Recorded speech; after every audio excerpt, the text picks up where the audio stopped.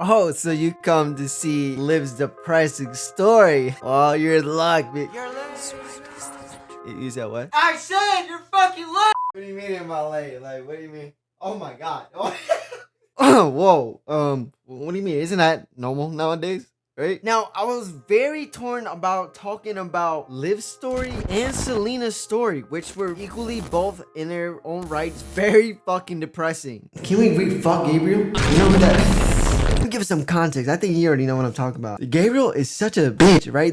Okay, first time ever seeing Selena, and then we first see her in the chapter, right? Gabriel's weird ass found her, and then what do you know? Gabriel got away. He got away with Selena. I'm like, I really want to talk about Liv's story, like legit Liv's story. I recently got into it and it's really cool. Okay, no, it's not cool. Well, it is cool to read, but it sucks that it just leaves you at the end. You know what I'm saying? All right, watch this. I also want to bring up another thing. I did get wrong in my last video that Lucia and Luna did not grow up poor. I made a mistake. My bad. My bad.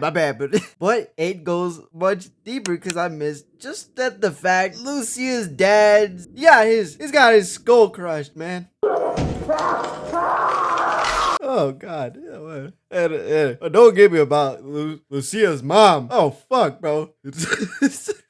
She got Kakashi, bro. She got impaled in the chest from behind while she tried to get Lucia and Luna in a safe place, and it doesn't help that it was Luna's birthday. We start off with Liv, a cute little Liv that we all want to protect. She would regularly talk to her mother, and that's cool, right? That's so nice of her talking to her mother lately, right? And then bam, they whip you with she's dead. It's like, what the fuck? That being said, she had passed away, but it turns out the father had remarried after her death, bringing one brother and one sister. Now that may be looking cool and stuff, right? But no. Now, the brother and sister, they're kind of a bitch. A question you guys might have is, how did the mom die? She died due to a car crash that she protected Liv in, unfortunately leading to her death. What really pissed me off about this part is the dad blames Liv for it, all of it, which makes no sense at all. Another interesting thing that just doesn't make sense is before the virus outbreak and before the remarriage, Liv had a nanny who loved and cared for Liv, but was sadly fired due to whatever reason the father came up. We don't know, but she begged the father to stay within. She didn't even need to pay her at all, but still she was ultimately fired at the end. It really hurts because she really loved Liv and just spent majority of her time taking care of Liv while Liv's mother was ill. And it's just so devastating that the fact she opened a flower shop right next to where Liv was living so that she can just be by her. And oh man, this was tough because her fate was not a great one. She had died and been devoured by the red tide. Yeah, like, wow, the only good people around Liv's life dies. Like, damn you, corrugators. Like, why you gotta make Liv's life so hellish? Honestly, it's just so unexpected with these types of games. But back what I was talking about, Liv's father just seems like an absolute dickhead. Don't get me started about the brothers and sisters. They're just absolutely trash human beings themselves. When they first introduce the brother and sisters, they get to small talk. You know, what are your interests? What do you like? All that kinds of good stuff. But they absolutely shit on my little girl Liv for it. Like, in the dialogue, we are shown that she likes taking care of plants. She likes animals. She likes sheep. And also reading. A cute little fact is when Liv was younger, she had her sheep eat her hair because she wanted to feed it to it. But then they come out and said that's just peasant shit. Like, what? The audacity said, oh, that's what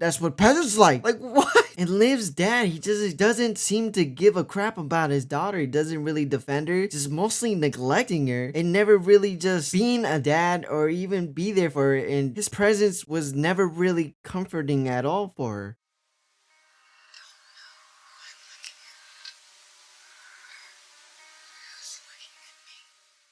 In the story, some time had passed, and things weren't really looking up for Liv. They made her do all the chores, which makes no sense because you are a wealthy family. You can't afford some servants. And it still didn't really make sense why you just fired Calliope at all. There was a party that the family could attend, so naturally, being a family party, that means the whole family gets to go, right? No, it didn't go that way. Instead, she snakily tells Liv's father that she wasn't feeling well, and also while saying she doesn't quite look it, but perhaps she doesn't like crowded places. And since she's a quiet child, it'd be best to just leave her be. Then he says nothing for a moment, nothing again, and then apologizes. Liv's too absorbed in her own world. I hope she hasn't been too much trouble. And when the time came for the party, she was there, alone.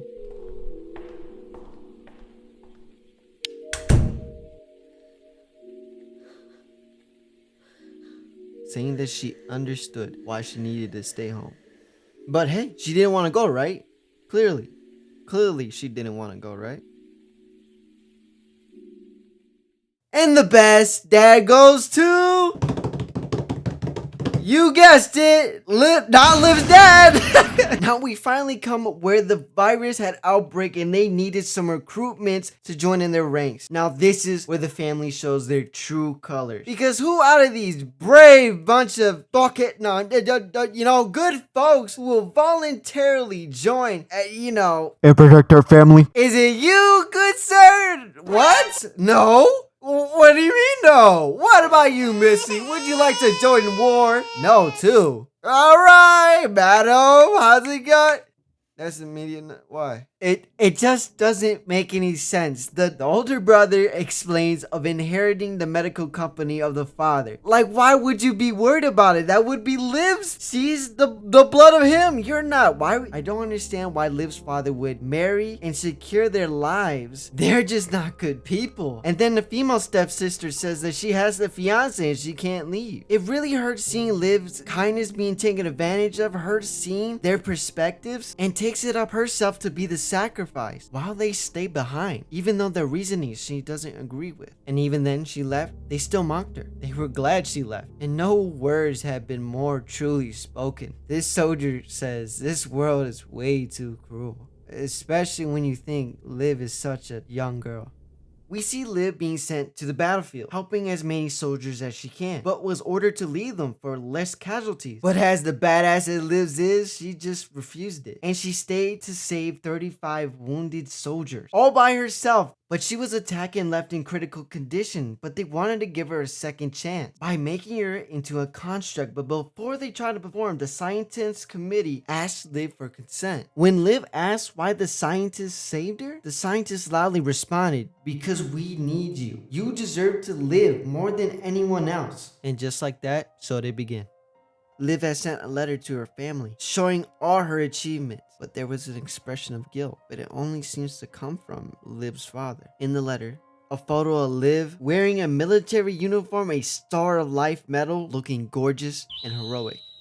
And man, that just killed me. Liv have never once berated her family. She just sucked up all the abuse, and even in the end, she still wanted her family to be proud of her, even if they didn't care. Mother, father, I brought honor to our family. I hope you're proud of me.